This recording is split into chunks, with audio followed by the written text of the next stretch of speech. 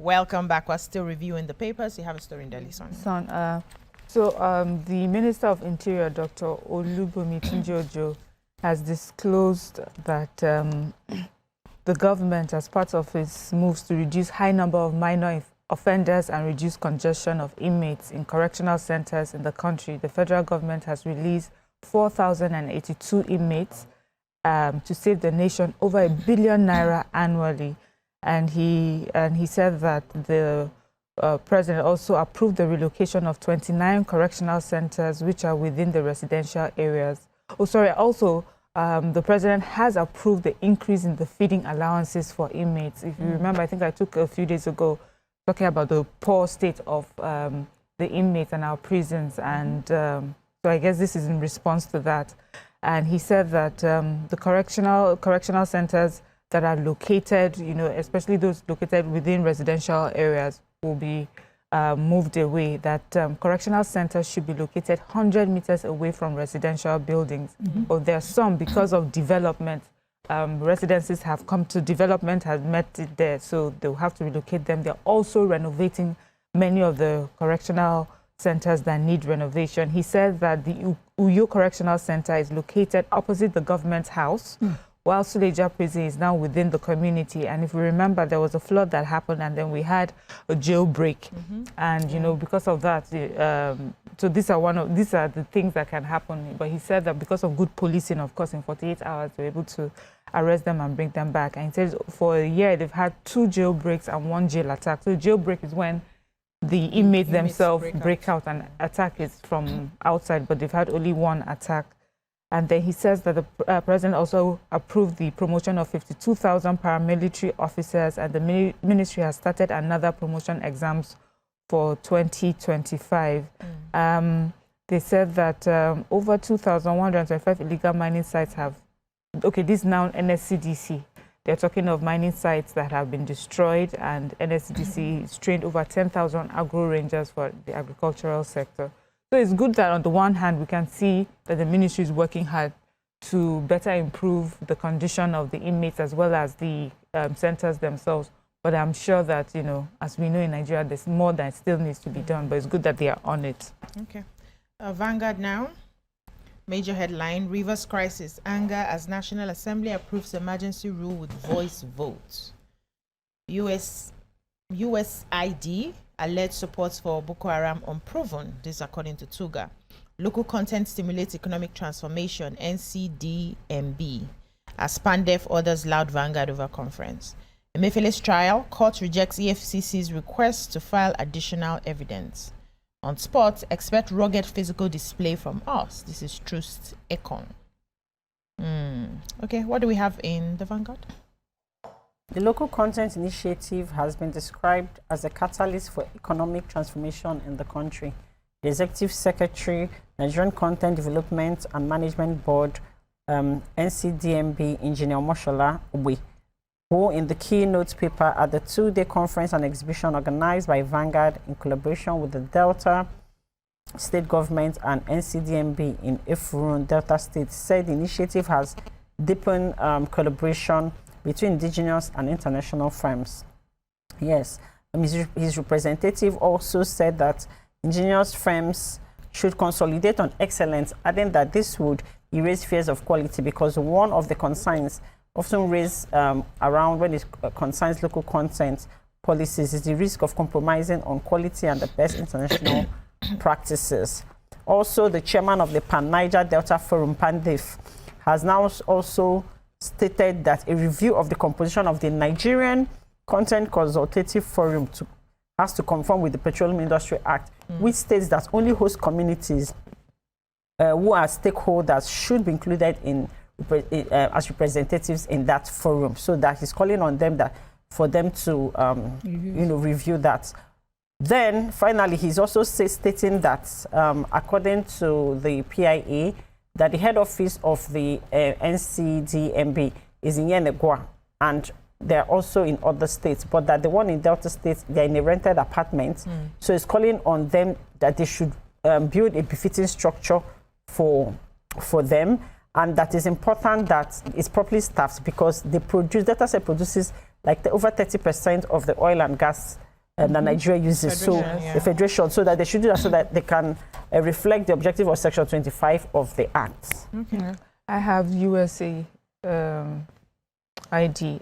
So the Minister for Foreign Affairs, Yusuf Tuga, has said Nigeria was looking into the claims that the United States Agency for International Development, USAID, was backing Boko Haram.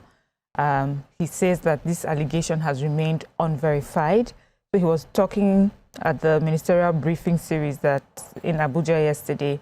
He said that Nigeria also was taking the allegation seriously. He says despite these concerns, Boko Haram has significantly been degraded. The government was also actively working to rehabilitate and reintegrate affected individuals. And then he says that we have a safe corridor in Gombe where suspected militants, combatants, and non-combatants, those that were trapped during the conflict, are being sorted out. Those that need to be reoriented are, getting that. Those that need to be tried are being tried. Those that need to be supported or resettled, they're doing all that. He also praised the counterterrorism strategies of our country. He says the Multinational Joint Task Force, MNJTF, has become a model for other nations. He says Somalia is actually looking to us. Is impressed by what we have done so far. And and they're looking to do the same in their own area. So he says that we need to start to look at ourselves differently and recognize the things that we have done when it comes to settlements like this. He says, look at the missions that we've had in Sierra Leone, in Liberia. We have a track record, of doing this properly. So he says, in fact, even concerning the Gaza war, Red Cross had approached Nigeria and were involved in resettling some children and things like that. So as we criticize, we should also make sure that, yes. And he says concerning the allegation of the Boko Haram and USAID, he says, as we know, they also, United States right now, they have their own partisan politics and domestic issues. They are not going to get involved in that, but they are definitely looking at the allegations, but nothing has been proven yet. Of course, I totally disagree. I would have liked that helicopter there. Do you remember when Boko Haram had kidnapped one American citizen? Yeah. And it was at the height of it. And they came up immediately. How they waka pass, go and carry immediately. If they bath inside ocean, they're not going to clean up this allegation. The Nigerian Tribune, major headline, after National Assembly approval, IBAS assumes duty, vows to restore law and order. Kidnapping, police deploy intervention squad on Shagamu-Bini Expressway. Core members, 77,000 allowance takes effect this March. Ibadan Stampede, or your government withdraws case against Naomi Oriyomi principal. We will not allow destruction of national assets, according to Defense Headquarters. Disco office attacks, Nigerian military affirms commitment to rule of law. Rivers, Atiku, Babachir, Lawal, El-Rufai, others reject emergency rule. What do we have in the Nigerian I have the Oyo Stampede, so good news eventually. The Justice Ladiro Akintola of the Oyo State High Court yesterday struck out the matter, the charges against Queen Naomi Ogunwusi, the radio presenter Alhaji Oriyomi Hamzat, and the principal of the Islamic High School, Bashori Ibadan Abdullahi Fasasi. This is because, of course, the state withdrew all charges against them. According to the Attorney General of the state, he said because this incident in question is a very unfortunate one. He said that when death occurs in law, usually the circumstances are not natural, that the law will take its course, which is why they were apprehended, investigated, detained, and later granted bail, and that they've looked into the circumstances of it. They've seen that they've shown empathy and that their intention wasn't to cause this, and that the state does not intend to discourage generosity in future, because if they go ahead with this, they would have discouraged a lot of such help in future. But the circumstances has led to show that it wasn't intended, and that they're empathetic to the families who have lost their families. And so I wish there's a way they could have stated the rules if you want to get involved in this sort of things. The sort of I'm sure the state government standards you must ensure your collaboration with the government, and all of that. But this is really welcoming. We all shared this same sentiment at the time. But we felt it wasn't like they should not have been arrested, which was eventually done. It's okay. We thank God. What other stories do we have? Yes. Okay. At the very end of the Tribune, the very end, the bomb they said the defense headquarters has reiterated that Nigerian armed forces remain fully committed to upholding the rule of law and respecting the rights of citizens.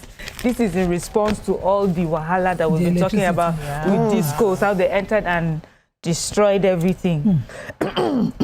Let me read what they are saying. They said that the Nigerian the Brigadier General Tukur Gusau is the Director of Defense Information, and he says the military pushed back against claims that suggested security forces were operating with impunity. He argued that Nigeria's democratic stability depends on the adherence of all institutions, including the military, to the rule of law. But he rejects what he calls an attempt to vilify military leadership, emphasizing that armed forces do not condone misconduct within their ranks. They never see. However, they acknowledge this unfortunate incident. Anyway, in summary, they are just saying that there have been times that things have happened like that. That first, it's not their pattern. Please don't say it's their pattern. And when it happens, they deal with it internally. And they have instances where they have dealt with it. And they also agree that, the military should not have behaved that way, and they are going to look into it. And they are how do we know now that they are going to do it? They should have thought that they have been... no, to the public somebody. You don't want us to publicly know that something happened. Repeat it. Yes, that you came to beat somebody publicly. They want to privately handle the matter. We listen, we see, we judge. Yes, we see and we judge. Yes. We judge on this matter. All right, thank you, ladies, for judging. We'll take a short break now. When we return, we look into the stories for today. Stay with us.